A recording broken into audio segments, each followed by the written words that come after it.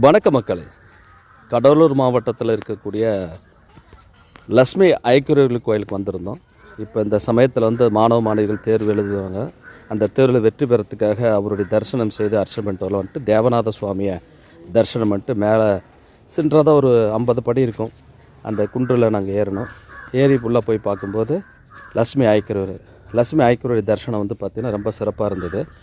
அந்த படியேறி நம்ம தரிசனம் பண்ணிவிட்டு சாமி பார்க்கும்போது இந்த கோயில் சுற்றி இருக்கும் பகுதியில் பாருங்கள், சுற்றி காட்டிருக்கும் பாருங்கள். அந்த தேர்வு எழுதுகிற இடத்துல பார்த்திங்கன்னா மக்கள் தேர்வுடைய நம்பரை மற்றும் அவங்க எம்பிபி சீட்டு கேட்குறது, இப்போ +1 +2 10th படிக்கிறவங்க அத்தனை பேருடைய மார்க்குக்காக எனக்கு இவ்வளோ மார்க் கிடச்சா போதுன்ட்டு அவர்கிட்ட பிரார்த்தனை பண்ணி அந்த சுவற்றில் செவ்வறு ஃபுல்லாக எழுதி வச்சுருந்தாங்க. நாங்களும் அதுக்கு எழுத முயற்சி பண்ணோம். எங்களை பிடிச்சி திட்டுனாங்கெல்லாம் செய்யக்கூடாது, பண்ணக்கூடாது அப்படின்னு.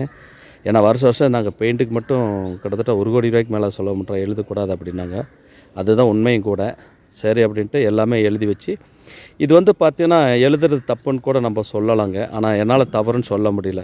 ஒவ்வொரு ஸ்டூடெண்ட்டுக்கும் ஒவ்வொரு மாணவருக்கும் அவங்களுடைய வாழ்க்கையில் கடவுள்கிட்ட பிரார்த்தனை பண்ணுறாங்க. பிரார்த்தனை பண்ண அவருடைய எக்ஸாம் நம்பரை செவுற்றில் எழுதி அதுக்கு ஒரு போர்டு மாதிரி வைக்கலாம்னு நான் நினைக்கிறேன். செவுத்தில் எழுதி செவுத்து அசிங்கம் பண்ண விட ஒரு போர்டு மாதிரி கோயில் நிர்வாகம் அனுமதிக்கலாம். அல்ல ஒரு சீட்டு மாதிரி எழுதி கொடுத்து கடவுள்கிட்ட எக்ஸாம் நம்பர் கொடுத்து பண்ணலாங்கிறது என்னுடைய கருத்து. உங்கள் கருத்து என்னென்னு கமெண்ட்டில் பதிவு பண்ணுங்கள். நன்றி, வணக்கம். அருள் தீபம்.